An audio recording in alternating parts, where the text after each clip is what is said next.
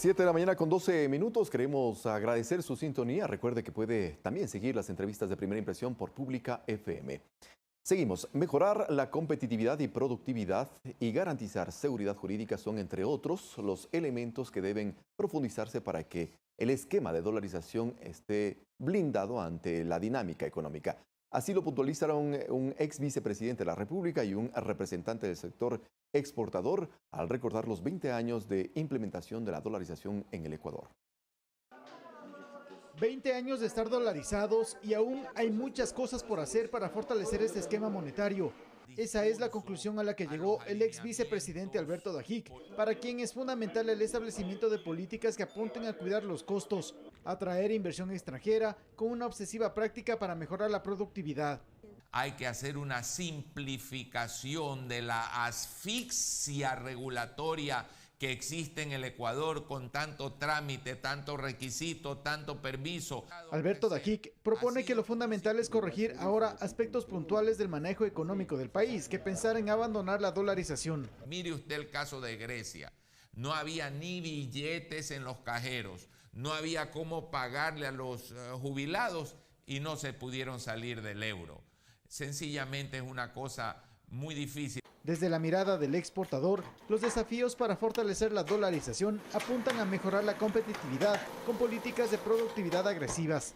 Daniel Legarda, presidente ejecutivo de la Federación Ecuatoriana de Exportadores, considera que el dólar como moneda generó estabilidad y previsibilidad. Lo cual ayuda a las personas naturales para planificar mejor su futuro en la compra de su casa, su vivienda, para fortalecer su patrimonio. Ha ayudado a las empresas para planificar de mejor manera su horizonte.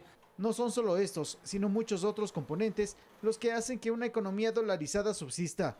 Ambas personalidades concordaron en precisar que el impuesto a la salida de divisas es la piedra en el zapato de este esquema monetario. Javier Ceballos, Medios Públicos. Competitividad y productividad se ha dicho, y cómo empatarlo esto con el sector de la industria. Le preguntamos a Pablo Zambrano, representante de este sector. Muchas gracias por venir. Buenos días. Eduardo, muchísimas gracias. Un gusto estar con la audiencia de Ecuador TV. Mire, yo creo que es un hito histórico el que estamos viviendo, 20 años de dolarización, que es un sistema monetario que lo que ha hecho es traer disciplina al Estado. Disciplina al Estado porque se ha evitado entonces que los gobiernos puedan imprimir billetes, si cabe el término, la expresión, y de esa manera inflar la masa monetaria y de esa manera que la inflación crezca en el país. Y creo yo que para poder consolidar este proceso de dolarización, el Ecuador tiene tareas pendientes. Ya se lo ha dicho, se lo ha mencionado, concuerdo plenamente con quienes intervinieron antes, en el sentido de que tenemos que trabajar en una política muy clara de competitividad. ¿Y qué implica la competitividad?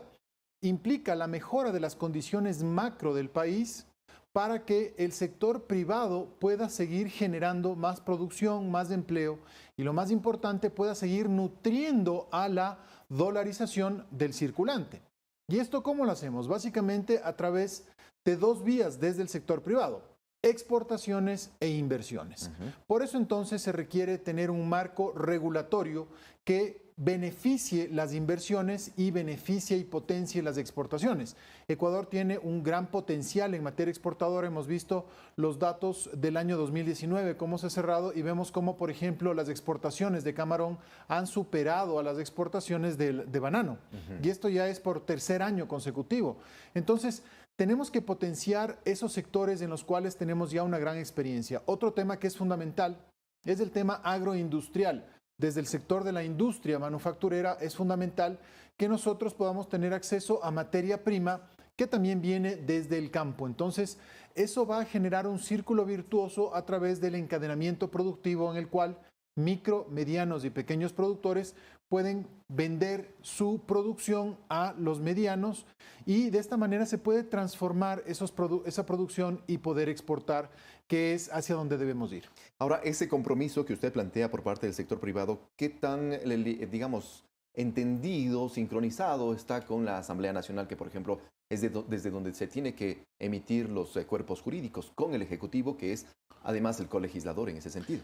Mire, aquí hay un tema que es profundo y que tenemos que hablarlo como ecuatorianos. existe también, como lo mencionó el ex vicepresidente de la República, una sobreregulación. Yo creo que hay que hacer un análisis muy claro de cuáles son realmente las normas que sirven, cuáles son las normas que no sirven.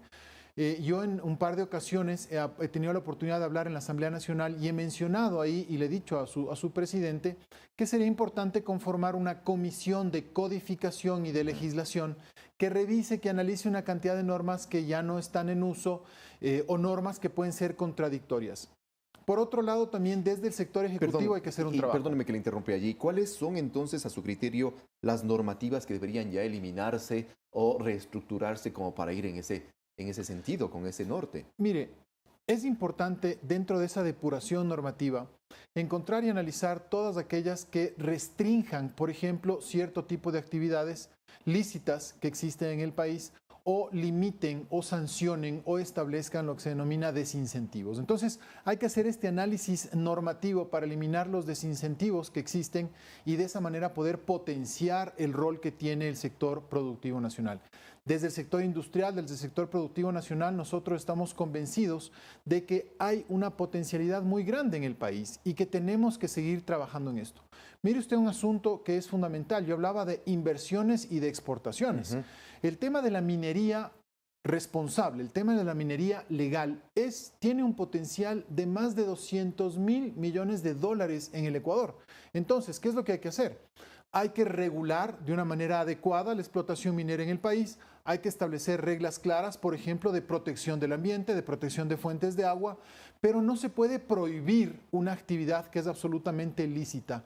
No nos olvidemos que donde hay minerales, donde hay minería, va a haber explotación minera. Entonces, la dicotomía está en qué hacemos, minería legal o minería ilegal. Ese es un tema, por ejemplo, en el cual el Ecuador debería entrar en un proceso de especialización. Desde el sector industrial, nosotros vemos con buenos ojos que haya una minería responsable. ¿Por qué? Porque de esa manera hay un encadenamiento productivo con el sector de acero, con el sector de los servicios, el sector de transporte, el sector de la alimentación, el sector agrícola, entre otros sectores, están encadenados alrededor de los proyectos mineros. De otra manera, también yo señalaba que las exportaciones, el potencial de exportaciones es fundamental. Para eso, ¿qué necesitamos? Una agenda de competitividad que permita establecer mecanismos de producción que no encarezcan esas exportaciones. Y por otro lado, también necesitamos una política comercial muy clara en la cual busquemos mercados complementarios donde podamos colocar la producción. Entonces, de esa manera nosotros vamos a poder sostener la dolarización que ha traído un bien muy importante al país, ha traído tranquilidad, ha traído estabilidad a la economía de las personas y del Estado.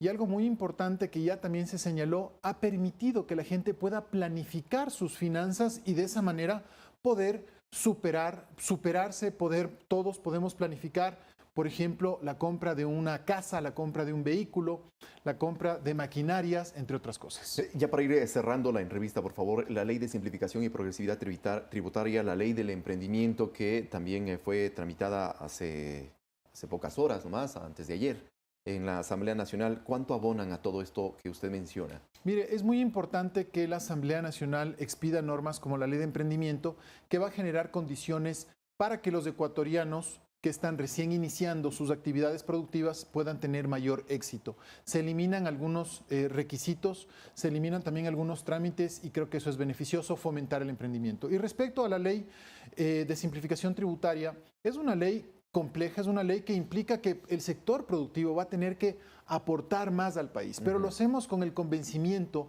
de que el bien mayor es la estabilidad económica, es la sostenibilidad fiscal y lo más importante, sentar las bases de un ordenamiento económico de aquí hacia el futuro. Por eso es necesario que en este año 2020 los ecuatorianos pensemos en el país, arrimemos el hombro y generemos propuestas que añadan valor, que mejoren el empleo, que mejoren la producción. Por lo tanto, hacemos un llamado a los líderes sociales y a los líderes políticos para que este año, que es un año preelectoral, no lo utilicemos como una plataforma política porque eso va a afectar a la economía. Entonces, más bien un mensaje positivo de que unamos esfuerzos todos los ecuatorianos, generemos diálogo, generemos consensos y venzamos todos en conjunto los graves problemas que tenemos, el desempleo, la inequidad, la pobreza. De acuerdo, muchísimas gracias a Pablo Zambrano, presidente de la Cámara de Industria y Producción del Ecuador. Muchísimas gracias. A usted, muchísimas Nos gracias. vamos a una pausa y regresamos enseguida con el general Luis Hernández, con quien recordaremos los 25 años de la guerra del Cenepa. Volvemos.